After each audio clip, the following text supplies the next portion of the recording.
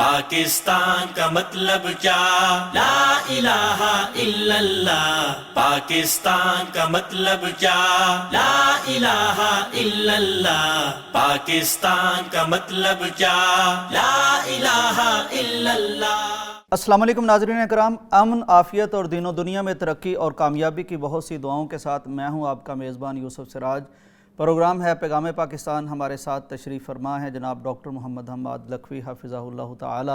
معروف شخصیت ہیں، اس پروگرام کا مستقل حصہ ہیں، پینلسٹ ہیں، انالسٹ ہیں، اسکالر ہیں، مفسر ہیں، ماہر تعلیم ہیں. پروگرام کا آغاز کرتے ہیں. ڈاکٹر صاحب آپ کو پروگرام میں خوش آمدید. ڈاکٹر صاحب آپ کا جو میں نے تعارف کروایا اس سے ملتے جلتے ہی یعنی موضوع کے ساتھ آج کے ہمارے اس پروگرام کا آغاز ہو رہا ہے. ڈاکٹر صاحب خبر یہ ہے اور پورے پنجاب میں خاص طور پر دینی حلقوں میں اس پر بات کی جا رہی ہے، مدارس اس پر بات کر رہے ہیں. وفاق المدارس کے لیٹر ہیڈ کے ساتھ میں نے پڑھا بھی، وہ بھی اس پر بات کر رہے تھے.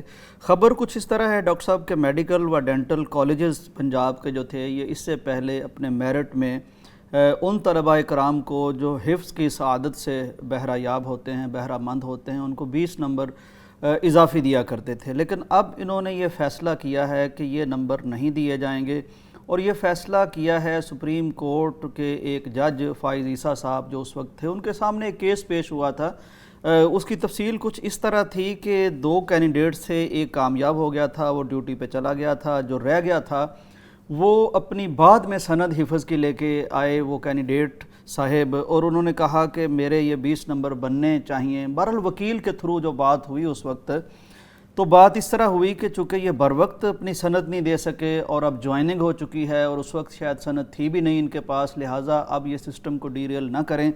تو جج صاحب نے یہ فیصلہ کر دیا کہ ہاں جو ڈیوٹی پر موجود ہے وہ ٹھیک ہے، یہ بعد میں جو حفظ کی سند لے کے آنے والے حافظ صاحب ہیں ان کا استحقاق نہیں بنتا. اور شاید اس وقت یہ بھی کہہ دیا کہ ایسا نہیں ہونا چاہیے. تو بہرحال اب اس چیز کو بنیاد بناتے ہوئے یہ جو ہماری تنظیم ہے ڈینٹل کالجز کی، میڈیکل کالجز کی، تو انہوں نے کہا ہے کہ یہ ہم ختم کر رہے ہیں. اس پر آراء مختلف پائی جا رہی ہیں، آپ اس پر کیا فرماتے ہیں؟ بسم اللہ الرحمن الرحیم. دیکھیں اس کو جس کیس کو بنیاد بنا کے یہ فیصلہ کیا گیا، اس کیس کی قانونی حیثیت کیا ہے اور اس میں جج صاحب کا جو فیصلہ تھا وہ واقعتاً ان کو ختم کرنے کا تھا یا نہیں تھا، یہ تو قانونی ماہرین ہی بتا سکیں گے. اور یہ بھی کہا جاتا ہے کہ اس وقت کے جو چیف جسٹس ہیں انہوں نے اس فیصلے سے ڈس ایگری کیا تھا، اور اگر ایسا تھا تو اس صورتحال میں قانون کے ماہرین کیا فیصلہ دیتے ہیں کہ ہونا کیا چاہیے اور کیا نہیں ہونا چاہیے، واللہ عالم. اس کی جو بنیاد ہے اس کے بارے میں تو کوئی ماہر قانون ہی بتا سکتا ہے. لیکن جہاں تک اس فیصلے کا تعلق ہے، یہ تو میڈیکل اینڈ ڈینٹل کونسل نے کر دیا. تو چونکہ خبر کے مطابق یہ بتایا جا رہا ہے کہ یہ پنجاب کے اندر امپلیمنٹ ہوا ہے، تو اس کا مطلب یہ ہے کہ Punjab medical and dental council نے کیا ہے، Pakistan medical and dental council نے نہیں کیا. اگر یہ Pakistan medical and dental council کرتا تو پھر پورے ملک میں اس کی امپلیمنٹیشن ہونی تھی. تو لگتا یہ ہے کہ پنجاب میں. جہاں تک ان 20 نمبروں کا تعلق ہے تو یہ 20 نمبر صرف میڈیکل کالجز میں داخلے کے لیے نہیں ملتے تھے، یہ انجینئرنگ یونیورسٹیز کے اندر داخلے کے لیے بھی ملتے تھے، اور مختلف اس کے علاوہ بھی مختلف اداروں میں یہ 20 نمبر ملتے تھے. اب اگر اس فیصلے کے تناظر میں جس کے ہم ذکر کر رہے ہیں اور جس کے اصل جو قانونی حیثیت ہے وہ اس کے بارے میں کم از کم میں تو کلیئر نہیں ہوں، تو لیکن یہ فیصلہ جو کونسل نے کر دیا ہے یہ تو کلیئر ہے. اب انہوں نے اس کو بنیاد بنایا، بہانہ بنایا یا بنیاد بنایا، دونوں باتیں ہو سکتی ہیں، واللہ عالم. انہوں نے اس کو مکمل طور پر ختم کر دیا. ظاہر ہے اگر Punjab medical and dental council اس کو ختم کرے گی تو اس کا مطلب یہ ہے کہ اگلے مرحلے پہ انجینئرنگ کونسل بھی اس کو ختم کرے گی، ریت پڑ گئی. اور اس کا مطلب یہ ہے کہ پھر Pakistan medical and dental council بھی اس کو ختم کر دے گی، اور یہ آہستہ آہستہ جو ہے کالجز کے اندر یہ امپلیمنٹ ہو جائے گا. تو لہٰذا حفظ قرآن کے وہ جو 20 نمبر دیے جاتے تھے وہ آئندہ پھر نہیں دیے جائیں گے. ظاہر ہے یہ فیصلہ ہو گیا تو اس کا مطلب ہے میڈیکل کالجز میں تو داخلے کے لیے امپلیمنٹ ہو جائے گا اسی سال ہی. تو اس کے بارے میں دیکھیں یہ بات ہم اب ہمارے نظام کے اندر ایک بات ہم رکھتے ہیں جو پہلے سے موجود تھی کہ جو NCC کی جاتی تھی تو اس کے بھی 20 نمبر دیے جاتے تھے، اور ایک عرصے تک جو ہے وہ NCC کے 20 نمبر جو ہے وہ شامل رہے. پھر NCC ختم ہو گئی اور وہ کالجز کے اندر ایک نیشنل کیڈٹ کور کے نام سے جو فوجی ٹریننگ دی جاتی تھی اس کے نمبر دیے جاتے تھے، اور وہ بھی 20 نمبر ہوتے تھے، اور حفظ قرآن کے بھی 20 نمبر ہوتے تھے. ظاہر ہے یہ ایک ایکسٹرا پریکٹس ہے، ایکسٹرا ایک محنت ہے جو اس نے کی ہے، اس کے اوپر اس کو نمبر دیے جاتے تھے. تو اب اس کا ختم کیا جانا گویا اس محنت کو ریکگنائز نہ کرنا بھی ہے، اور ساتھ ہی ساتھ یہ بھی ہے کہ ہم گویا اپنی اقدار کے اعتبار سے درجہ بدرجہ یا لمحہ بلمحہ قرآن سے دور ہوتے چلے جا رہے ہیں، اور جہاں کہیں جس بھی حیثیت سے ہم اس کو کوئی اہمیت دیتے تھے اس اہمیت سے گویا ہم ہاتھ کھینچ رہے ہیں. یہ بھی اس سے ثابت ہوتا ہے.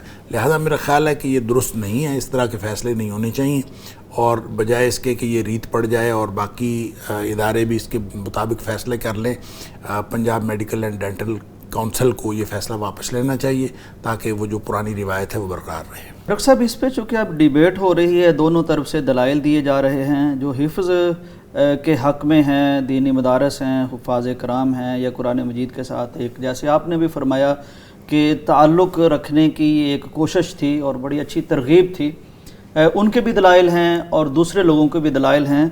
دوسرے لوگ ڈاکٹر صاحب ایک یہ دلیل دے رہے ہیں کہ قرآن مجید کا حفظ کرنا اس کا اس سبجیکٹ کے ساتھ کوئی تعلق نہیں، نہ اس میں کوئی فائدہ ہوتا ہے، اس کا تعلق آخرت کے ساتھ ہے. بندہ حفظ کرتا ہے اللہ کے لیے، آخرت میں جزا پانے کے لیے، اور اس سے دنیا میں اس طرح کا فائدہ حاصل کرنا یہ سمجھ سے باہر ہے. یہ ایک دلیل دی جا رہی ہے.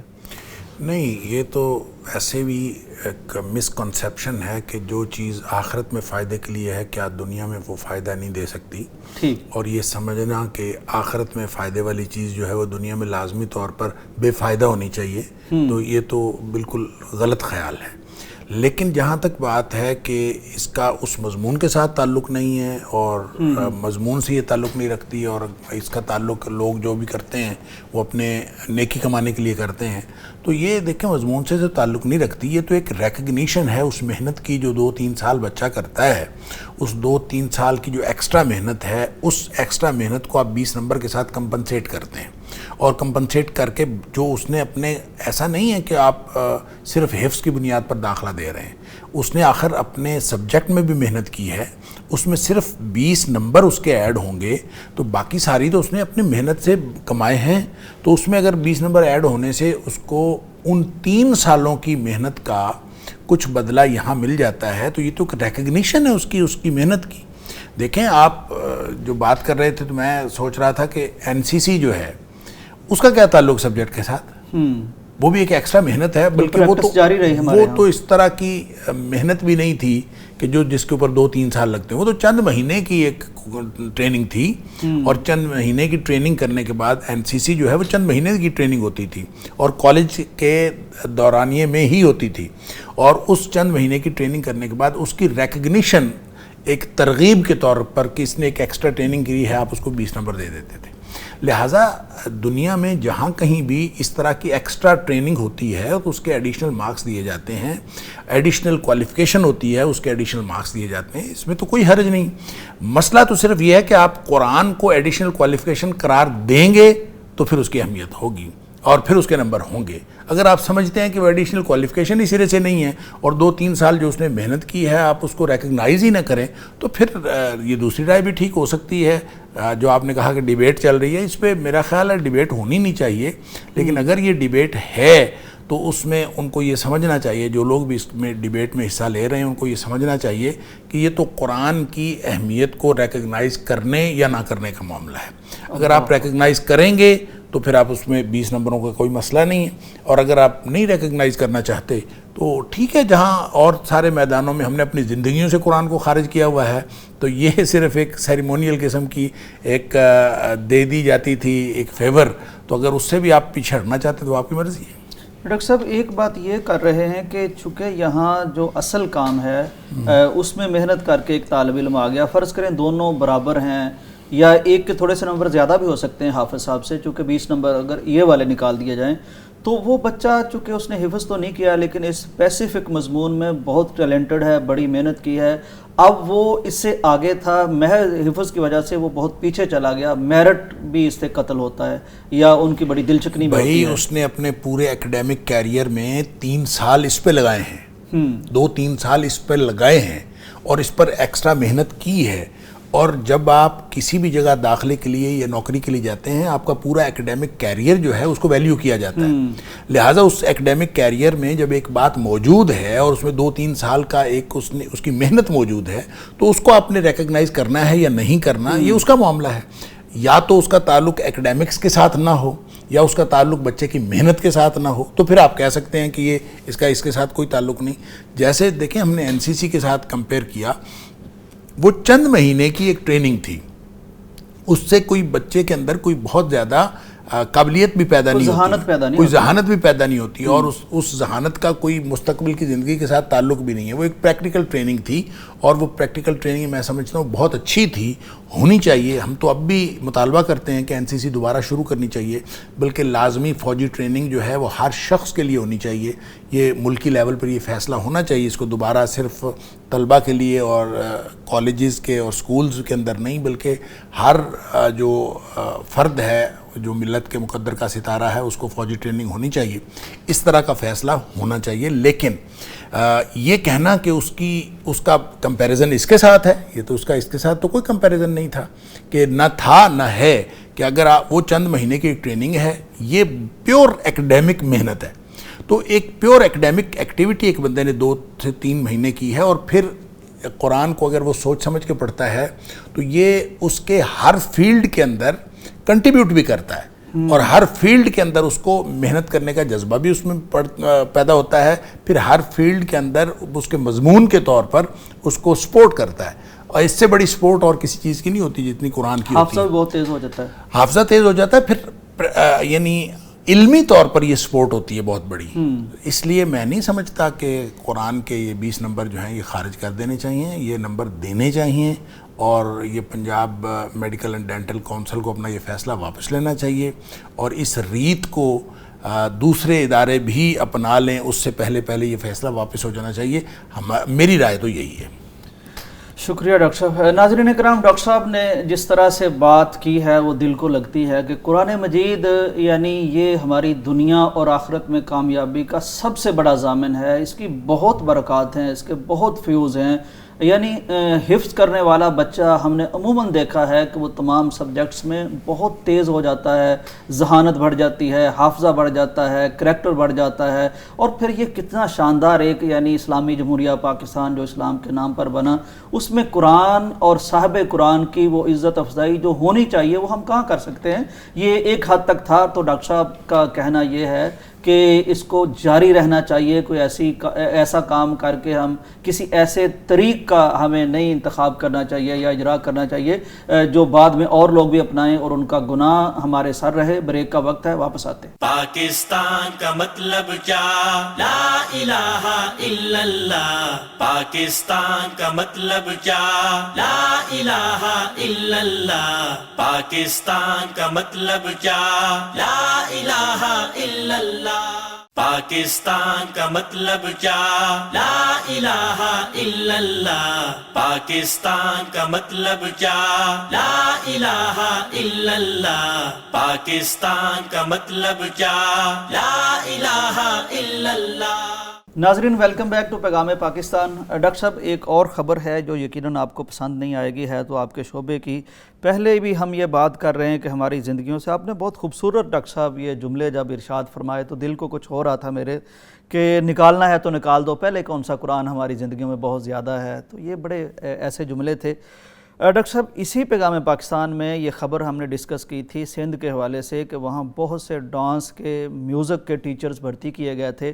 آج ایک خبر میرے سامنے ہے کہ قائد اعظم یونیورسٹی جو بڑی ملک کی معروف یونیورسٹی ہے اور مختلف طرح سے اس کی خبریں سامنے آتی رہتی ہیں، بڑی اس میں وسعت بھی ہے کہ کبھی ہولی منائی جا رہی ہوتی ہے، کبھی کچھ اس طرح کے کنسرٹس منعقد کیے جا رہے ہوتے ہیں، اس یونیورسٹی کے رجسٹرار نے ڈاکٹر صاحب اپنے یعنی انتظامیہ کے کہنے پر یہ اعلان کر دیا ہے کہ وہاں جو سبجیکٹ تھا اسلامیات کا، اسلام سکھانے کا، نبی صلی اللہ علیہ وسلم سے محبت سکھانے کا، قرآن سکھانے کا، دین سکھانے کا، جو بہرحال ہمارے ہاں ایک لازمی سبجیکٹ ہوتا ہے، بجٹ نہ ہونے کی وجہ سے اساتذہ بھرتی نہیں کر سکتے، لہٰذا ہم کوئی ویڈیو دکھا دیں گے کسی کی، وہ پتہ نہیں کس کا انتخاب کریں گے، تو اساتذہ بھرتی نہیں کیے جائیں گے اب اسلامیات کے، قرآن سکھانے والے، دین سکھانے والے. یہ ڈاکٹر صاحب خبر بھی سامنے آ چکی ہے. انا للہ و انا الیہ راجعون. کم از کم اس کے اوپر افسوس کا اظہار کیا جا سکتا ہے. اصل میں دیکھیں، بجٹ کو بہانہ بنا کے آپ کس چیز سے دستبردار ہوں گے؟ اللہ اکبر. بجٹ کا بہانہ بنا کے پھر یونیورسٹیاں بند کر دیں.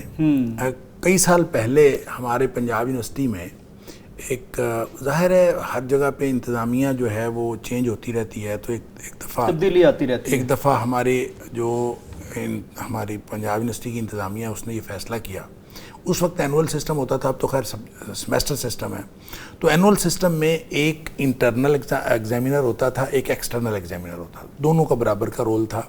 پہلے ایکسٹرنل مارک کرتا تھا، ایکسٹرنل مارک کر کے وہ انٹرنل کو بھیجتا تھا، اور انٹرنل ان سارے پیپرز کو دیکھتا تھا، اور اس کے پاس صرف 5 نمبر بڑھانے یا کم کرنے کا اختیار ہوتا تھا. اور اگر اس کو اس سے زیادہ نمبر وہ کسی میں سمجھتا کہ زیادہ فرق ڈالنا ہے تو وہ واپس بھیجتا اسی کنسلٹ کرتا اس کو واپس بھیجتا سے، بالکل، اور اس کو کہتا کہ یہ اس کے اندر یہ مسئلہ ہے، لہذا دونوں کی کنسلٹیشن کے اور دونوں کے سائنوں کے بغیر وہ رزلٹ فائنل نہیں ہوتا تھا.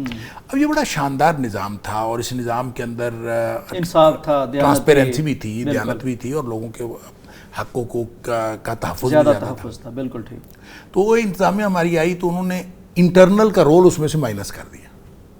اب ایکسٹرنل کے پاس پیپر جاتے تھے اور ایکسٹرنل مارک کر کے ڈائریکٹ یونیورسٹی کو جمع کرا دیتا تھا. کیا ہوا ہے، کیا نہیں ہوا، اس نے ٹھیک مارکنگ کیا ہے، غلط مارکنگ کیا ہے، اب کوئی دیکھنے والا نہیں تھا.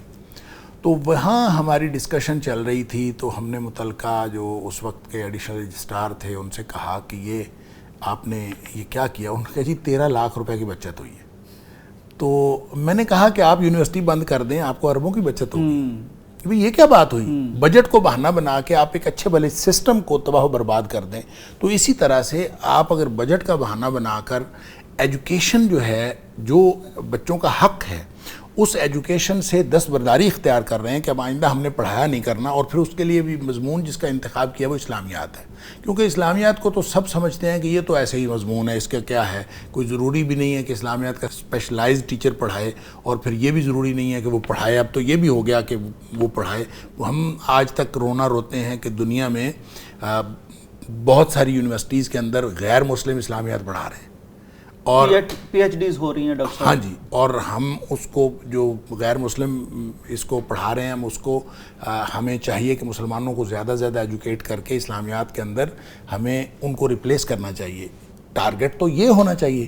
اب ہم نے یہ کر لیا ہے کہ اسلامیات کو ہم اپنے، یعنی کیسا مضحکہ خیز یہ حکم ہے کہ ودن اسلامی جمہوریہ پاکستان قائد اعظم یونیورسٹی جو ملک کی بڑی یونیورسٹیوں میں شمار ہوتی ہے، اور فیڈرل جو کیپٹل ہے اس کے اندر موجود ہے، جو ہمارا قومی دارالخلافت ہے اس میں موجود ہے، اور اس کے اندر یہ فیصلہ ہو رہا ہے، اور وائس چانسلر کی منظوری سے ہو رہا ہے.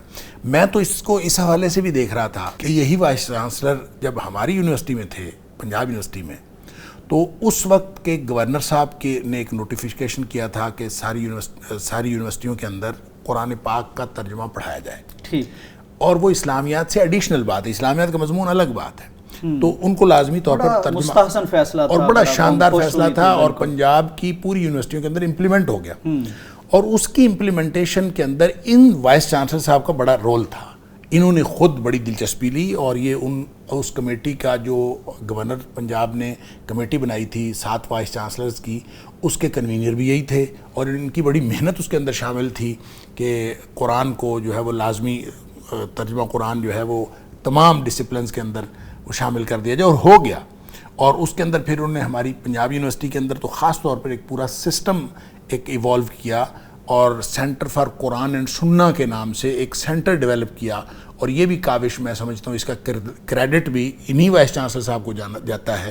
لیکن یہ عجیب بات ہے کہ اب وہ قائد اعظم یونیورسٹی میں گئے ہیں تو صرف اتنی بات کو بنیاد بنا کر کہ یہ بجٹ کتنی بچت ہوگی، آپ اسلامیات کے اساتذہ کو مائنس کریں گے اور اس میں ڈاکٹر صاحب وہ آپ والی بات ہے، پھر 2000 اور ڈپارٹمنٹ بند کر دیں، بچے زیادہ کر لیں. ہاں جی بچت زیادہ کر لیں، یونیورسٹی کو بند کر لیں اور زیادہ بچت ہوگی. تو مسئلہ اصل میں یہ نہیں، اب ساری یونیورسٹی کو آپ ورچوئل یونیورسٹی کی طرح پہ ریکارڈڈ لیکچرز پہ لے جائیں تو سارے اساتذہ ختم کر دیں، اور ریکارڈڈ لیکچرز کے جیسے ورچوئل یونیورسٹی چلا رہی ہے لیکچر ریکارڈ کر کے، تو وہ ایک ہی ریکارڈڈ لیکچر جو ہے وہ چلتا رہتا ہے کئی سال، تو اس طرح اور بھی بچت ہوگی.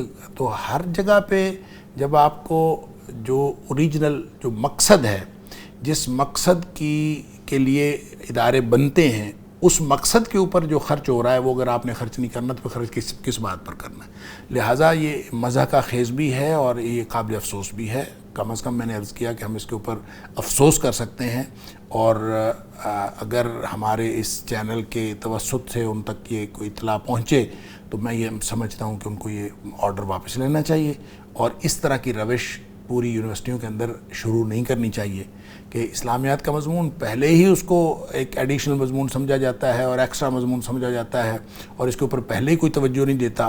اور اب اگر اس طرح کا کام کریں گے تو اس کا مطلب ہے جن لوگوں نے پوری محنت کر کے اور پورا غور و خوض کر کے اس کو لازمی مضمون کے طور پر متعارف کروایا تھا، اور اس لازمی مضمون کی وجہ سے جو برکات تھیں، جو اس کی وجہ سے لوگ تھوڑا بہت اسلامیات پڑھ رہے تھے، اسلام کے قریب تھے، اسلام کو سمجھ رہے تھے، اب آپ نے ان ڈسپلنز کے لوگوں کو اس سے بھی دور کرنے کی ایک شروعات کر دی ہیں. تو اب اس کا مطلب آہستہ آہستہ لوگ اس سے دور ہوتے جائیں گے. لہٰذا اس طرح کے فیصلے ہمارے اسلامی جمہوریہ پاکستان کے جو آئین کے مقاصد ہیں ان سے بھی دور کرنے کی بات ہے، اور ہمارے جو شریعت کے مقاصد ہیں ان سے بھی دور کرنے کی بات ہے. ڈاکٹر صاحب یہ فرمائیے، آپ نے بہت خوبصورت بات کی، بلکہ میں دیکھ رہا تھا کہ سوشل میڈیا پر بہت سے لوگ یہ جیسے آپ نے ریفرنس دیا وی سی صاحب کا پرانا، وہ ان کی ایک نسبت ہے اسلامی جماعت کے ساتھ، اس کو بھی کہہ رہے ہیں کہ آپ مطلب آپ کا تعلق نسبت ایک ایسی جماعت کے ساتھ ہے. جیسے آپ نے فرمایا بڑا شاندار کام قرآن کے حوالے سے کیا، تو وہاں انہیں بہرحال غور کرنا چاہیے. ڈاکٹر صاحب یہ فرمائیے، دیکھیں جماعتوں کے ساتھ لوگوں کی ذاتی وابستگی ہوتی بھی ہے، نہیں بھی ہوتی.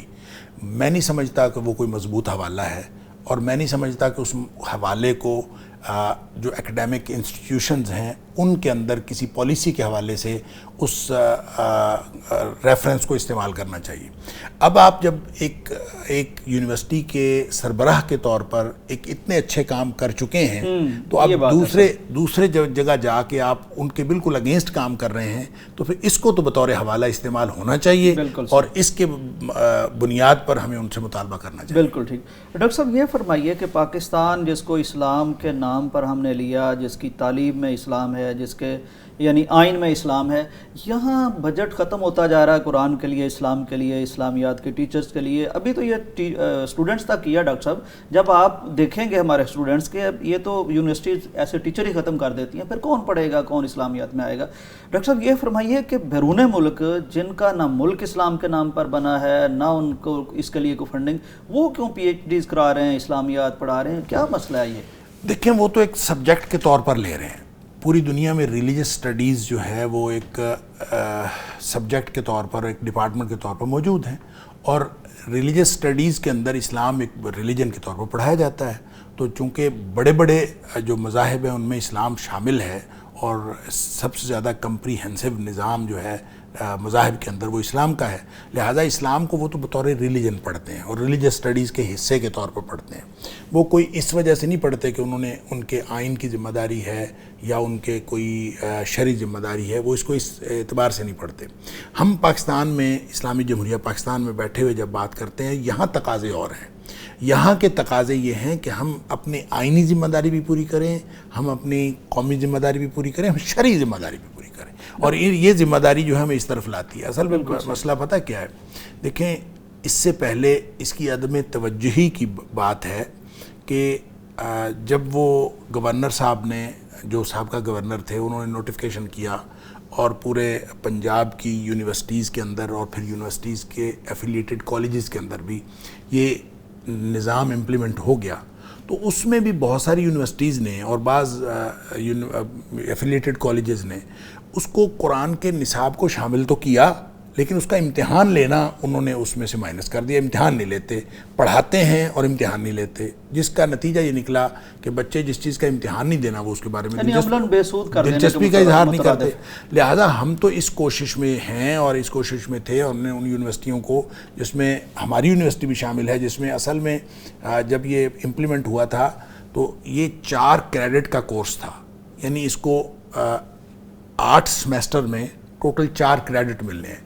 1 کریڈٹ پر ایئر تھا اور پر سیمیسٹر نہیں تھا. لہٰذا ہر جگہ پہ اس مشکل کو حل کرنے کے لیے یہ کیا گیا کہ ایک سیمیسٹر میں یہ نان کریڈٹ کورس ہے, ایک سیمیسٹر میں یہ کریڈٹ کورس ہے. جس میں تو یہ کریڈٹ کورس ہے اس میں تو امتحان لیا جاتا ہے اور اس میں کریڈٹ شامل کر لیا جاتا ہے, اور جس میں یہ نان کریڈٹ ہے اس میں امتحان ہی نہیں لیا جاتا. جب امتحان نہیں لیا جاتا تو بچے پڑھتے نہیں ہیں. لہٰذا بہتر, اس کو ضرورت تو اس بات کی تھی کہ اس کو مزید بہتر کیا جاتا اور سارے سیمیسٹرز کے اندر اس کو کچھ نہ کچھ کریڈٹ دیا جاتا تاکہ اس کی اہمیت اور زیادہ بڑھتی. ہم اس سے بھی ایک قدم پیچھے ہٹ رہے ہیں, اور اس سے پیچھے ہٹنے کی, یہ تو قرآن کی ٹرانسلیشن کی بات تھی, اب وہ اسلامیات لازمی جو 80s سے شروع ہوئی ہے اور یہاں پڑھائی جا رہی تھی, اب اس میں بھی ایک قدم ہم پیچھے ہٹنا شروع ہو گئے ہیں. تو پتہ نہیں ہمارے اسلامی جمہوریہ پاکستان کا جو تعلیمی نظام کا انجام کیا ہوگا کہ ہم نے اب اپنی بنیادی جو دین کے تقاضے ہیں اور جو شریعت کے تقاضے ہیں اور جو آئین کے تقاضے ہیں ان سے بھی پیچھے ہٹنا شروع کر دیا. ناظرین, ایک طرف ہمیں شکوہ ہے کہ ہم اچھے مسلمان نہیں بن رہے. وہ جو تعلیمات ہیں قرآن میں, حدیث میں, اس کے مطابق جو ایک خوبصورت اور دلکش انسان یا مسلمان سامنے آنا چاہیے, جو دنیا کو بھلا لگے, جو دنیا کو کنونس کرے, وہ نہیں ہمارے ملک میں پیدا ہو رہے. ہم اور طرح کی عکاسی کر رہے ہیں. دوسری طرف ہم اسلام پڑھانا بند کرتے جا رہے ہیں. مجھے نہیں معلوم ہم کہاں جانا چاہتے ہیں. بریک کا وقت ہے, واپس آتے ہیں. پاکستان کا مطلب کیا؟ لا الہ الا اللہ. پاکستان کا مطلب کیا؟ لا الہ الا اللہ. پاکستان کا مطلب کیا؟ لا الہ الا اللہ. پاکستان کا مطلب کیا؟ لا الہ الا اللہ. پاکستان کا مطلب کیا؟ لا الہ الا اللہ. پاکستان کا مطلب کیا؟ لا الہ الا اللہ. ناظرین, ویلکم بیک ٹو پیغام پاکستان. ڈاکٹر صاحب, یہاں میرے ذہن میں ایک بات آ رہی ہے کہ یعنی ریاست جس کے ذمہ تھا کہ لوگوں کو تعلیم بھی دے اور اسلام بھی سکھائے, اسلام بھی پڑھائے, اچھا مسلمان بنائے, ان سب کے پاس تو تعلیم کے لیے بجٹ بھی ختم ہوتا جا رہا ہے, اسلامیات پڑھانے کے لیے بجٹ بھی ختم ہوتا جا رہا ہے, اور یہ قرآن مجید کی وقت کو اس طرح حیثیت دینے سے بھی انکاری ہوتے جا رہے ہیں. ڈاکٹر صاحب, کیا کمال نہیں ہے ان پرائیویٹ مدارس کا, مساجد کا, حکومت جن کو کوئی بجٹ نہیں دیتی, لیکن اس کے باوجود کبھی وہ شکوہ نہیں کرتے اور ہماری نسل کو, ہمارے نوجوانوں کو وہ اسلام سکھاتے چلے جاتے ہیں. ان کی تحسین نہیں بنتی یہاں ڈاکٹر صاحب؟ سبحان اللہ. اصل میں آپ کے سوال کے حوالے سے میں 2 باتیں کہوں گا. 2 الگ الگ پہلو ہیں اس کے. ایک پہلو تو یہ ہے بجٹ کا. بجٹ میں ہمارے ہاں جس طرح سے باقی معاملات کے اندر شاید عدم منصوبہ بندی کا معاملہ ہے, تو تعلیم کے حوالے سے بھی عدم منصوبہ بندی کا معاملہ ہے. ایک طرف تو آپ دیکھتے ہیں کہ دھڑا دھڑ جو ہے وہ یونیورسٹیوں کے چارٹر ہوتے ہیں, اور جو پبلک سیکٹر یونیورسٹیز ہیں وہ بھی دھڑا دھڑ نئی بنائی جا رہی ہیں. اور پنجاب کے اندر میرا خیال ہے کوئی پچھلے 4-5 سالوں میں کوئی 20 کے قریب نئی یونیورسٹیاں بنی, اور کیمپس بھی نئے کھل رہے ہیں یونیورسٹی کے. وہ جو نئی یونیورسٹیاں بنی ہیں ان کے لیے بجٹ رکھا جاتا ہے. اب وہ ڈیولپمنٹ بجٹ ہے, لہذا نئی یونیورسٹیوں کو ڈیولپمنٹ بجٹ تو دیا جا رہا ہے, ٹھیک, لیکن جو موجود یونیورسٹیاں ہیں ان کو ریکرنگ بجٹ نہیں دیا جا رہا. اچھا, یعنی یونیورسٹی چلانے کے لیے اس میں کے اندر کوئی اضافہ نہیں کیا گیا. وہ جو بجٹ آج سے 10 سال پہلے چل رہا تھا یا 5 سال پہلے چل رہا تھا, اسی بجٹ کو, بلکہ اس میں بھی کٹ لگا دیا گیا اور اس کو بھی تھوڑا کر کے, اور پھر اوپر سے یونیورسٹیوں کو ایسی پالیسیز بنائی جا رہی ہیں جس سے یونیورسٹیوں کے اپنے جو وسائل تھے, جس سے وہ بجٹ کریٹ کرتے تھے, جس سے وہ فنڈز کریٹ کرتے تھے, جس سے ان کے فنڈز جنریٹ ہوتے تھے, تو وہ آہستہ آہستہ ان پروگرامز کو ختم کیا جا رہا ہے. آپ اندازہ کریں کہ یہ جو پروگرام بنایا کہ آپ آن لائن کرا لیا کریں اور ریکارڈڈ لیکچر سنا لیا کریں, اس سے بہتر نہیں تھا کہ جو چلتا ہوا نظام ہے, جس سے مثال کے طور پر میں پنجاب یونیورسٹی کی بات کرتا ہوں, 60% پنجاب یونیورسٹی اپنے بجٹ کا یہ پرائیویٹ BA اور MA سے کماتی تھی.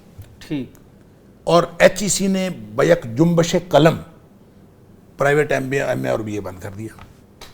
اب آپ دیکھیں ایک طرف تو پورے پاکستان کے اندر اور پورے پنجاب کے اندر جب آپ اس کو ختم کر دیتے ہیں پرائیویٹ ایجوکیشن، تو اس کا مطلب ہے آپ ملک کی جو 90% آبادی ہے اس کے اوپر تعلیم کے دروازے بند کر رہے ہیں۔ بالکل ایسے، بالکل ایسے، کیونکہ سارے لوگ تو ریگولر نہیں پڑھے ہوئے، نہیں اور آ نہیں سکتے، وسائل نہیں ہوتے، اور 90% لوگ جو ہیں آپ دیکھیں کہ ان کی زندگی میں کوئی نہ کوئی مرحلہ ان کی ایجوکیشن کیریئر میں ایسا ہے کہ جہاں انہوں نے پرائیویٹ ایجوکیشن حاصل کی ہے، اور وہ پرائیویٹ والا معاملہ جو ہے بالکل ختم کر دیا گیا۔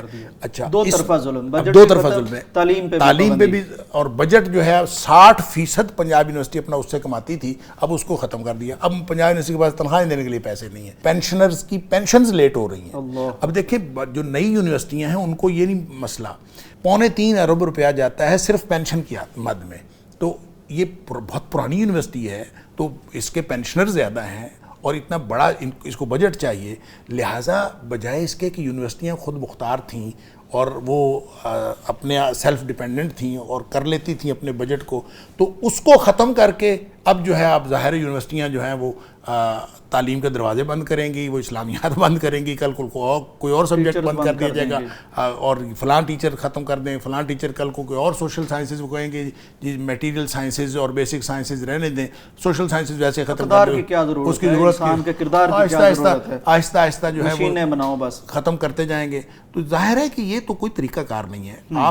آپ کوئی اچھی منصوبہ بندی کریں تو کم از کم یونیورسٹیاں جو خود مختار ادارے ہیں اور نیم خود مختار ادارے ان کو خود مختار رہنے دیں، ان کو خود مختاری کے اوپر تو قدغن نہ لگائیں، اور وہ جو پرائیویٹ تعلیم ختم کر کے اس میں سے کیا نکالنا چاہتے ہیں، اور نئی پالیسی آتی ہے، اب نئی پالیسی امپلیمنٹ کر دیں، لیکن پیرالل وہ جو پرائیویٹ نظام تھا اس کو چلتا رہنے دینا چاہیے تھا، اور اس سے بجٹ دیکھیں آج مسئلہ سب سے بڑا مسئلہ بجٹ بنا ہوا ہے، تو جس سے بجٹ جنریٹ ہو رہا ہے اس کو آپ بند کر رہے ہیں، اور وہ پروگرام بند نہیں ہونا چاہیے تھا۔ لہٰذا ایک تو سرکاری سطح پر جو منصوبہ بندی کی جا رہی ہے وہ منصوبہ بندی اس کے اندر اب کہا جاتا ہے لوپ ہول ہیں، یہ تو ساری کی ساری لوپ ہول ہے، اور اس کے اندر قطعاً اس طرح کا دیکھا نہیں جاتا، اور یہ اگر مستقبل کی کوئی پلاننگ ہو اور حالات کے تقاضے کو سمجھا جائے تو کم از کم یونیورسٹیوں کو یہ پرائیویٹ تعلیم جو ہے یہ جاری رکھنے کی اجازت دینی چاہیے۔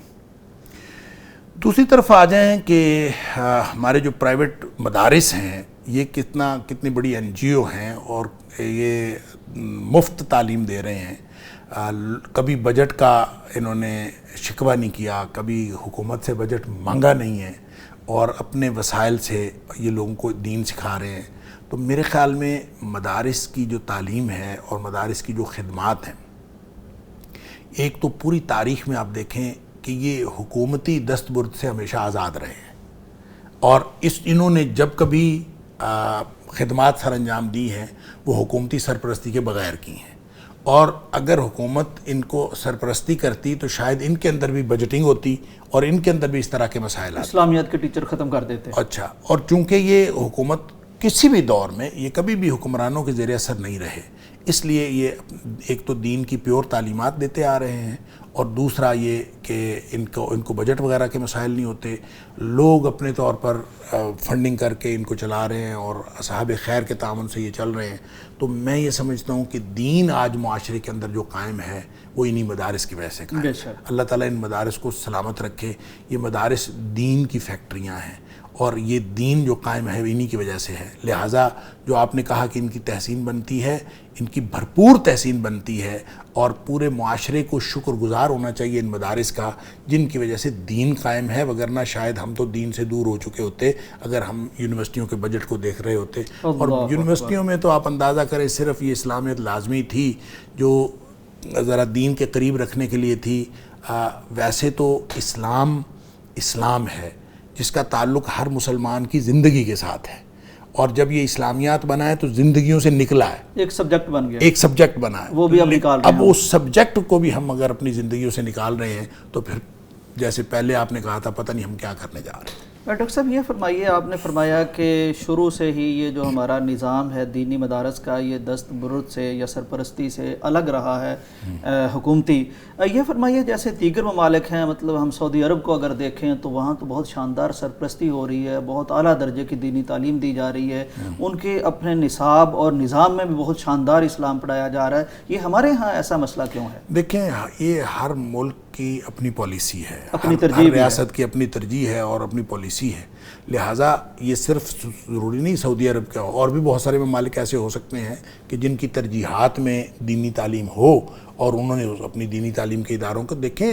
سعودی عرب کے جو اپنی ترجیحات میں اس میں ٹیکنالوجی کی جو ایجوکیشن ہے وہ بہت بعد میں آئی ہے، اور وہ ٹیکنالوجی کی جو اہمیت ہے ان کو انہوں نے اب سمجھنا شروع کیا ہے، جبکہ دین کی تعلیم جو ہے اس کو بنیادی طور پر ہمیشہ سے سمجھا جاتا ہے اور یہ تعلیم دی جاتی ہے. لہٰذا اگر وہاں پہ تعلیمی ادارے قائم ہیں تو یہ میں سمجھتا ہوں کہ نبی کریم صلی اللہ علیہ وسلم کے اس فرمان کی برکت ہے کہ جو آپ نے فرمایا تھا کہ قرب قیامت دین جو ہے وہ سمٹ کر صرف حجاز میں رہ جائے گا، اور یہ شاید اسی کی برکت ہے کہ اب ہم دیکھتے ہیں تو حجاز کے قریب اور وہاں ہمیں دین کے اوپر سرکاری سرپرستی بھی نظر آتی ہے اور دین قائم بھی نظر آتا ہے. اور یہ جو باقی جگہوں پہ ہے یہ سارے کے سارے لوگ اپنے طور پہ کر رہے ہیں، لیکن بہرحال ہو ہر جگہ پہ رہا ہے، چاہے سرکاری سرپرستی حاصل ہے اور چاہے نہیں حاصل. بالکل صحیح. ناظرین اکرام، اصل بات ترجیح کی ہے. اصل بات یہ ہے کہ ہم دنیا کو ترجیح دیتے ہیں یا آخرت کو، یا قرآن نے جیسے فرمایا کہ دونوں کو ترجیح دیتے ہیں اور دونوں کو ساتھ لے کے چلنا چاہتے ہیں. آج کی جو خبریں ہیں یہ کوئی خبریں ہم اپنے پاس سے تو لے کے نہیں آئے، یہ ہمارے میڈیا کی خبریں ہیں، یہ چیزیں ہو رہی ہیں، سامنے آ رہی ہیں. اس سے تو لگتا ہے کہ ہماری ترجیحات میں کچھ فرق آتا جا رہا ہے. یہ فرق آنا نہیں چاہیے، کم از کم ایک ایسے ملک میں جو اسلام کے نام پر بنا ہو. اور یہ ملک، یہ نظام، یہ ادارے، یونیورسٹیز، یہ ہمارے بزرگوں نے اپنی تمام جائیدادیں چھوڑی تھیں ایک اس کلمے کی خاطر جس کو اب ہم نصاب سے نکالنا چاہتے ہیں. بریک کا وقت ہے، واپس آتے ہیں. پاکستان کا مطلب کیا؟ لا الہ الا اللہ. پاکستان کا مطلب کیا؟ لا الہ الا اللہ. پاکستان کا مطلب کیا؟ لا الہ الا اللہ. پاکستان کا مطلب کیا؟ لا الہ الا اللہ. پاکستان کا مطلب کیا؟ لا الہ الا اللہ. پاکستان کا مطلب کیا؟ لا الہ الا اللہ. ناظرین، ویلکم بیک ٹو پیغام پاکستان. ڈاکٹر صاحب، ایک ہی موضوع، یعنی اس کی کچھ تفصیلات ہیں، کچھ خبریں ہیں، لیکن وہ جا کے جڑتی ہیں ایک ہی جگہ، وہ بات ہماری ہو رہی ہے. اور میں اس بات پہ بڑا خوش ہوں کہ بڑی جامع انداز میں یہ بات ہو رہی ہے. میں سمجھتا ہوں کہ ہمارے جس طرح ملک کا مقصد اسلام کے نفاذ کے حوالے سے تھا، اسی طرح یہ ہمارا پیغام پاکستان، اس کا بھی ایک مقصد اپنی ان اقدار کو یاد کرنا، ان پہ بات کرنا ہے.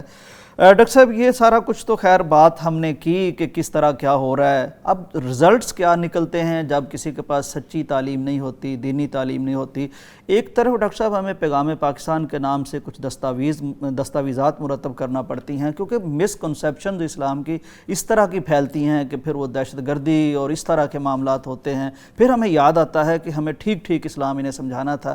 ایک اور مثال ڈاکٹر صاحب، یہ بھی بڑی وائرل ہے اس وقت سوشل میڈیا پر. گجرات میں ذوالفقار نامی ایک شخص ہے جس نے باقاعدہ ایک رسید چھپوا رکھی تھی اور وہ لوگوں کو پیسوں کے عوض نیکیاں دیتا تھا، بیچتا تھا، باقاعدہ فروخت کرتا تھا اور بے تحاشا یعنی نیکیاں دے رہا تھا. پتہ نہیں کہاں سے اتنی جمع کرتا تھا. وہ ڈاکٹر صاحب 10 روپے کے بدلے 1 لاکھ نیکی دے دیتا تھا اور رسید کاٹ کے دیتا تھا کہ یہ میں نے دے دی ہے، شاید وہ کہیں دکھانی پڑے قبر میں یا پتہ نہیں کہاں. اور 100 روپے کی 1 کروڑ نیکی دیتا تھا، 1,000 کی 1 ارب نیکی اور 10,000 کی 1 خرب نیکی. وہ پولیس نے پکڑ لیا، FIR درج ہو گئی. ڈاکٹر صاحب، یعنی یہ کنسیپشن دیکھیے، کنسیپٹس پائے جاتے ہیں یعنی ہمارے ہاں جب ہم دین سے دور ہوتے ہیں تو یہ رزلٹس نکلتے ہیں. پھر دیکھیں، جو دین کے اندر نئی بات پیدا کرنا اور دین سے دوری اختیار کرنا، ڈاکٹر صاحب اس درجے کی یعنی دین سے دوری اختیار کرنا، یہ آپ جب ایک سٹیپ جاتے ہیں نا تو وہ اس کے جو نتائج نکلتے ہیں وہ ایک سٹیپ کے نہیں نکلتے. بالکل ٹھیک. ان نتائج بہت زیادہ نکلتے ہیں. بالکل ٹھیک. اصل میں تو تسلسل تو وہی ہے. پہلے ہم پڑھے ہوئے قرآن دیتے تھے، تو اب جو ہے اس نے اس کو ذرا تھوڑا سا رسید بنا کے ایک سٹیپ آگے کر لیا. ایک تو اس میں رسید کر لی ہے اور دوسرا اس کو نیکیوں کی تعداد جو ہے اس نے خربوں میں کر لی ہے. تو اس کا اپنا رزق روزی کا معاملہ تھا, اس نے اس کو اس طریقے سے مینیج کر لیا. تو بات اصل میں یہ ہے کہ جو دین سے دوری ہے نا, یہ پھر انڈے بچے دیتی رہتی ہے, یہ بانجھ نہیں ہوتی. یہ ایسے نہیں ہوتا کہ آپ ایک دفعہ دین سے دور ہوئے اور ایک ایک سٹیپ آپ چلتے جاتے ہیں. قرآن نے اسی لیے کہا یا ایھا الذین آمنوا ادخلوا فی السلم کافۃ ولا تتبعوا خطوات الشیطان. اے ایمان کا دعویٰ کرنے والو, اسلام میں, دین اسلام میں پورے کے پورے داخل ہو جاؤ اور شیطان کے قدموں کے پیچھے نہ چلو. اور شیطان کے قدموں کا مطلب یہ ہے وہ سٹیپ بائی سٹیپ آپ کو بہکاتا ہے. یعنی ایک دن میں آپ کو وہ اس نہج پر نہیں لے جاتا کہ آپ کو وہ برائی کے اوپر, بدکاری کے اوپر اور آخری سٹیپ پر لے جائے یا آخری آگے لے جائے. نہیں, وہ سٹیپ بائی ایک سٹیپ لے کے جاتا ہے اور وہ سمجھاتا ہے کہ اس میں کوئی حرج نہیں ہے. جب وہ گوارا ہو جاتی ہے, جب وہ گوارا ہو جاتا ہے پھر اگلا سٹیپ ہوتا ہے, پھر اس سے اگلا سٹیپ ہوتا ہے. تو دین تو وہی ہے جو نبی کریم صلی اللہ علیہ وسلم نے سکھایا. لہٰذا اگر دین پڑھیں گے نہیں تو پھر کون سمجھے گا کہ دین کیا ہے. ہم اصل میں ڈگریاں دے رہے ہیں اور پڑھے لکھے جاہل پیدا کر رہے ہیں کہ جن کو دین کا کچھ نہیں پتہ.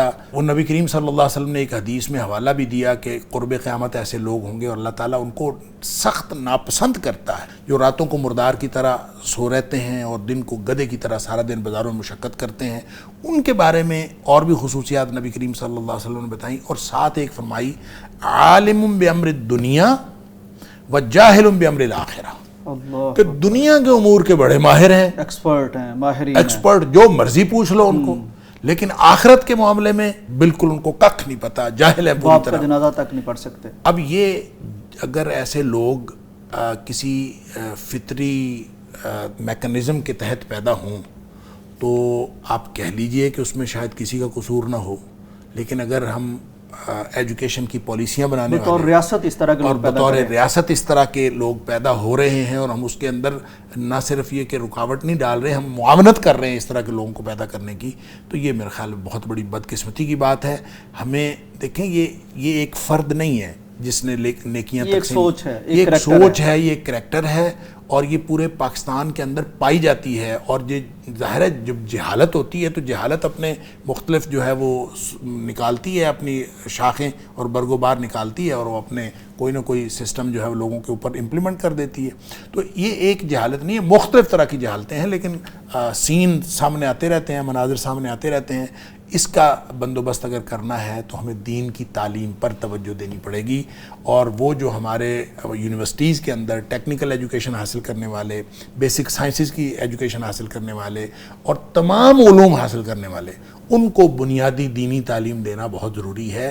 اسی فلسفی کے تحت ہی 80s کے اندر اسلامیات کی تعلیم کو کالجز اور یونیورسٹیز کے اندر اور اسکولوں کے اندر لازمی کیا قرار دیا گیا تھا, اور اس کے بڑے اثرات ہیں کہ لوگوں کو کم از کم بیسک ایجوکیشن کا پتہ چل جاتا تھا, بنیادی مسائل کا پتہ چل جاتا تھا, ان کو اپنی زندگی کے مقصد کا پتہ چل جاتا تھا, اور کافی حد تک فرق تھا.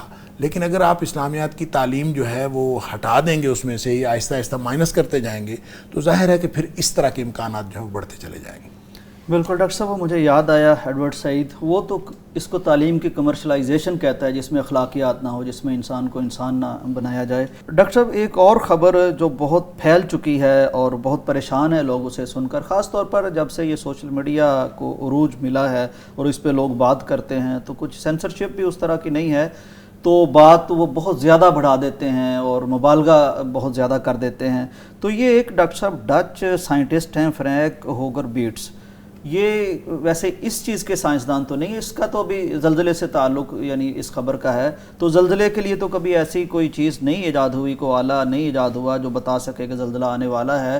اس کا تعلق سورج کے جو اثرات زمین پر ہوتے ہیں اس سے ہے, یا اس طرح کی کوئی فیلڈز اس کی ہیں. ایک ویب سائٹ اس نے بنا رکھی ہے, اس پہ یہ اپنی چیزیں پیش کرتا رہتا ہے. تو ڈاکٹر صاحب, لیکن ایک تو دفعہ اس نے یوں ہوا, مثلا اس نے پیش گوئی کر دی یہ ترکی کے زلزلے سے پہلے, اور تھوڑا سا بتا دیا کتنی شدت کا ہو سکتا ہے, وہ بھی آ گیا. پھر اس نے اسی میں پاکستان کے حوالے سے کہا, اس کے بعد پاکستان میں بھی زلزلہ آ گیا. یعنی کچھ پیش گوئیاں اس کی ٹھیک بھی ثابت ہوئیں, کئی غلط بھی ثابت ہوئیں. تو اب اس کو لے کے اس نے ایک تازہ پیش گوئی کی تھی کہ 2 دن کے اندر پاکستان میں چمن میں وہ فالٹ لائن جو ہے وہاں زلزلہ آ سکتا ہے. تو وہ تو خیر جب بہت زیادہ پاکستانیوں نے زلزلے سے پہلے ہی وہ یعنی سوشل میڈیا پر زلزلہ بپا کر دیا تو اس نے ٹویٹ کیا کہ نہیں یہ غلط بھی ثابت ہو سکتی ہے، پیش گوئی ہے بس. اس رویے پہ ڈاکٹر صاحب آپ کیا کہیں گے کہ جب ہم مطلب اتنا ڈرانا شروع کر دیتے ہیں لوگوں کو بجائے اس کے کہ کوئی اچھا کام کریں، اس میں سے تعمیری چیز لیں؟ دیکھیں پیش گوئی 2 طرح کی ہوتی ہے. ایک پیش گوئی تو وہ ہوتی ہے کہ جس کی کوئی فطری قوانین میں بنیاد پائی جاتی ہے. مثال کے طور پر ہوا کا دباؤ دیکھ کر یا ہوا کی صورتحال دیکھ کر بارش کی پیش گوئی کر دی جاتی ہے. تو وہ بھی کوئی 100% ٹھیک نہیں ہوتی، کبھی وہ درست ہوتی ہے کبھی وہ درست نہیں ہوتی. جب محکمہ موسمیات ہمیں کہے کہ بارش ہونے والی ہے تو عام طور پہ یہی امکان ہوتا ہے کہ ہوگی. وہ بھی کہتے ہیں ڈاکٹر صاحب امکان ہے، کیونکہ وہ بھی امکان کی بات کرتے ہیں اور وہ ان جو انہوں نے حالات دیکھے ہوتے ہیں، احوال دیکھے ہوتے ہیں اور جو اس کے لیے جو فطری اسباب ہیں ان کو دیکھ کر تجربہ اور علم بھی ہوتا ہے. اس کے پیچھے علم ہے اور ان فطری اسباب کا علم ہے جن فطری اسباب کی وجہ سے بارش برستی ہے، لہذا اس کی وجہ سے وہ کہہ دیتے ہیں. پھر وہ بھی امکان کی بات کرتے ہیں، پھر وہ ٹھیک بھی ہوتا ہے غلط بھی ہوتا ہے، یہ اور بات ہے. ٹھیک. لیکن ایک یہ ہے کہ جس کے اندر اسباب موجود ہی نہیں ہے، اور خاص طور پہ جو زلزلہ ہے، زلزلہ کے حوالے سے تو سائنسدانوں نے ہمیں بتایا کہ اس کی پیشگوئی کی نہیں جا سکتی. یہ پہلے بتایا نہیں جا سکتا. جب پہلے بتایا نہیں جا سکتا تو اس کا مطلب ہے آپ کے پاس وہ کون سے ما فوق الاسباب ذرائع آ گئے کہ آپ نے اس کے بتا دیا، آپ نے گویا ایک تکا لگایا یا آپ کو کوئی کشف ہوا یا آپ نے کوئی ایسا وجدان ہوا آپ کو، تو کس بنیاد پر کیا؟ لہٰذا جس کی کوئی فطری اسباب کے اندر بنیاد نہیں ہے، کوئی علمی اور سائنسی حیثیت نہیں ہے، تو علمی اور سائنسی حیثیت نہ ہونے کے باوجود آپ جب اس کی پیشگوئی کرتے ہیں تو اس کو تسلیم کر لینا یہ تو عقیدے کا مسئلہ ہے اور یہ عقیدے کے خلاف ہے. نبی پاک صلی اللہ علیہ وسلم نے اس کی بڑی زبردست ممانعت فرمائی ہے. بلکہ آپ نے تو فرمایا ہے کہ جو کسی بھی چیز کو، ایسی چیز کو کسی چیز کے ساتھ منسلک کرے جس کا بظاہر اس کے ساتھ تعلق نہیں ہے، جیسے آپ زمین کے واقعات کو کسی ستاروں کی گردش کے ساتھ منسلک کر دیتے ہیں اور پھر ثابت کرنے پر تلے ہوتے ہیں کہ ستاروں کی گردش کے ساتھ یا انگوٹھی کے نگینوں کے اثرات زندگی پہ سمجھنے کسی بھی چیز کو جس کا بظاہر کوئی تعلق نہیں، آپ اس کے ساتھ تعلق ثابت کر دیتے ہیں، ثابت کرنے کی کوشش کرتے ہیں، تو یہ تو ہے کفر کرنا. اور نبی کریم صلی اللہ علیہ وسلم نے ایک دن بارش ہوئی تھی تو آپ نے غالباً یہ معاہدہ حدیبیہ کے موقع کی بات ہے، حدیبیہ میں ہی نبی پاک صلی اللہ علیہ وسلم قیام پذیر تھے تو بارش ہوئی تھی، تو نبی پاک صلی اللہ علیہ وسلم نے فرمایا اس بارش کی وجہ سے کچھ لوگ کافر ہو گئے اور کچھ لوگ مومن ہو گئے. صحابہ حیران ہو گئے کہ بارش کی وجہ سے مومن اور کافر کیسے ہو گئے؟ تو آپ نے فرمایا کہ جن لوگوں نے کہا کہ ہمیں اللہ کے فضل اور اللہ کی رحمت سے ہمارے اوپر بارش ہوئی تو وہ لوگ تو اللہ کے ساتھ مومن ہیں، ایمان بچا لے گئے، انہوں نے ایمان بچا لیا. لیکن جن لوگوں نے کہا مطرنا بنوع کذا و کذا، جنہوں نے اس کو مختلف اسباب کے ساتھ جوڑنے کی کوشش کی، فلاں ستارے کی وجہ سے ہوا، فلاں یہ ہوا، وہ ستارے کی گردش الٹی تھی سیدھی تھی، فلاں ہوا اس لیے ہوا، تو نبی پاک صلی اللہ علیہ وسلم نے فرمایا کہ یہ مومن بالکواکب و کافر باللہ، یہ اللہ کے ساتھ یہ کافر ہیں اور انہوں نے ایمان کا اظہار کیا ہے کواکب کے اوپر، ستاروں کے اوپر. لہٰذا جن چیزوں کا اسباب کے ساتھ تعلق نہیں ہوتا اس کے بارے میں کسی پیشگوئی کے اوپر یقین کرنا یہ تو انتہا درجے کا کفر ہے. اللہ تعالیٰ معاف فرمائے. اور اس کو تو نبی پاک صلی اللہ علیہ وسلم نے یہ بھی فرمایا تھا کہ جو اس طرح کی پیشگوئی کرنے والا ہے، جو حساب دان ہے، آپ اگر اس کی بات کی تصدیق کرتے ہیں نا، فقد کفر بما انزل علی محمد صلی اللہ علیہ وسلم، اس نے تو کفر کیا اس شریعت کے ساتھ جو نبی پاک صلی اللہ علیہ وسلم کے اوپر نازل ہوئی. ڈاکٹر صاحب تھوڑا سا یہاں فرق یہ میں چاہتا ہوں آپ کے سامنے رکھوں. ایک ہے کہ تخمینہ لگانا یا کوئی کاہن ہونا یا اس طرح کی بات، ایک ہے کہ کوئی فیلڈ اس کی ایسی ہے، ہو سکتا ہے ابھی سائنس وہاں تک نہ پہنچی ہو، کچھ اثرات میں عرض کر رہا ہوں اگر تو اس کی بنیاد کوئی سائنسی اور علمی ہے تو یہ پیشگوئی وہ حیثیت رکھتی ہے جو جس کا ذکر ہم نے پہلے کیا. اور اگر اس کی علمی اور سائنسی بنیاد کوئی نہیں ہے تو پھر اس کا تعلق محض ایک کاہن کی یا عراف کی ہوئی بات کی طرح ہے، اور پھر یہ نبی پاک صلی اللہ علیہ وسلم کی شریعت کے ساتھ کفر کرنے کے مترادف ہے.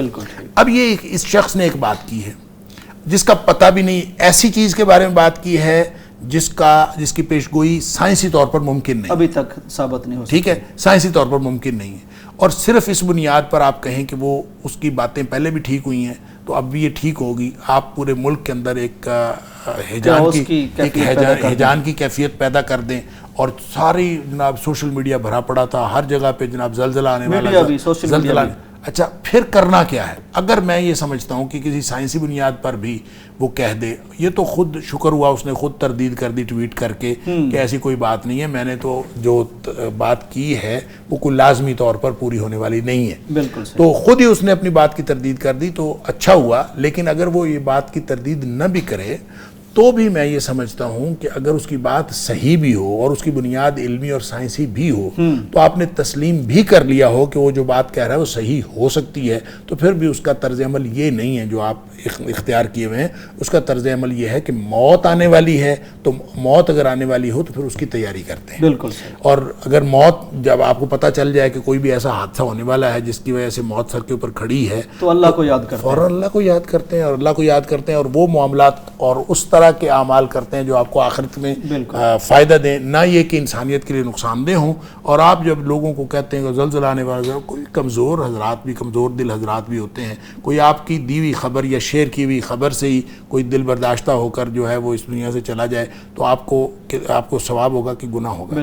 لہٰذا اس طرح کے جتنے بھی معاملات ہیں اس میں سنجیدگی کا مظاہرہ کرنا چاہیے، اور ویسے بھی مستقبل کے واقعات تو سوائے اللہ کے کسی کو علم نہیں ہے، تو آپ مستقبل کے واقعات کے بارے میں یہ بیٹھ کے اس تخمینہ لگا کے، میں ایک دفعہ کوئی 2012 کی غالباً بات ہے، تو میں یہاں ایک ہمارے سبربز میں ایک شہر ہے وہاں گیا، ہمارے عزیز تھے، تو میں وہاں گیا تو انہوں نے وہاں پہ ایک خاص قسم کی ماحول پیدا ہوا۔ میں نے کہا کیا مسئلہ ہے؟ کہتے ہیں مصر سے ایک کتاب چھپی ہے تو اس میں لکھا ہوا ہے کہ اس مہینے فلاں تاریخ کو قیامت آ جانی، ٹھیک ہے جی، اور قیامت آ جانی تو ہمیں تو سب لوگ جو ہے نا، ہم نے تو توبہ استغفار بھی کر لیا ہوا ہے، اور ہم سب انتظار کر رہے ہیں کہ وہ قیامت جو ہے فلاں تاریخ کو آنی۔ تو میں نے کہا کہ آپ فلاں تاریخ کا انتظار کر رہے ہیں، مجھے نہیں پتا موت اگلے لمحے آ جائے، اللہ اکبر، تو آپ یہ فضول بات ہے کہ فلاں تاریخ اس نے دے دی ہے، ہاں جی، آپ نے اس نے تاریخ دے دی ہے تو آپ اس تاریخ کو میں نے کہا قیامت نہ آئی تو اس کا مطلب ہے ساری باتیں آپ کی فضول جائیں گی۔ بھئی آپ ہر وقت موت کی تیاری رکھیں، موت کسی بھی وقت آ سکتی ہے، اور من مات فقط قیامت ہو، جس کی موت آ گئی اس کے ایسے ہی جیسے قیامت قائم ہو۔ لہٰذا اس طرح کی پیشین گوئیاں لوگ کرتے رہتے ہیں، اور اس کے بارے میں سنجیدگی کا مظاہرہ کرنا چاہیے، اور صحیح بات یہ ہے کہ موت کا علم بھی اللہ کو ہے، اور مستقبل میں جتنے واقعات وقوع پذیر ہو رہے ہیں ان کا علم بھی اللہ کو ہے۔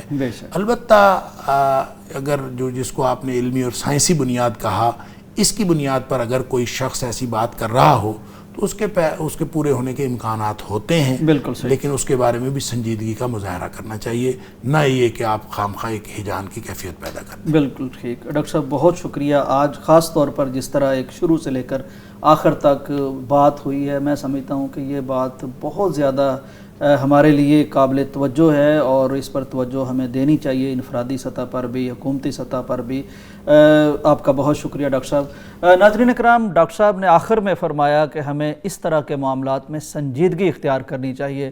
یہ خلاصہ ہے اس پورے پروگرام کا کہ ایک مسلمان کا طرز عمل ہر طرح کے معاملات میں ایک سنجیدگی اور وقار اور متانت کا حامل ہوتا ہے، اور یہ سنجیدگی اور وقار اور متانت ہمیں سکھاتا ہے ہمارا دین، اور وہ اگر ہمارے نصاب میں ہے، ہمارے نظام میں ہے، ہماری زندگیوں میں ہے، تو ایک سنجیدہ مومن ایسا ملے گا جس سے لوگ اور مخلوقات بھی خوش ہوں گی، اس کی اپنی زندگی بھی آسودہ ہوگی۔ لیکن جس روش پہ ہم چل پڑے ہیں کہ ہم اس کو نکالنا چاہتے ہیں نصابوں سے، نظاموں سے، زندگیوں سے، تو پھر یہ ایک اس طرح کا کیوس ہی سامنے آئے گا جس طرح کا اس وقت زلزلوں کے حوالے سے ہے، اس سے بھی بلکہ بڑھے گا۔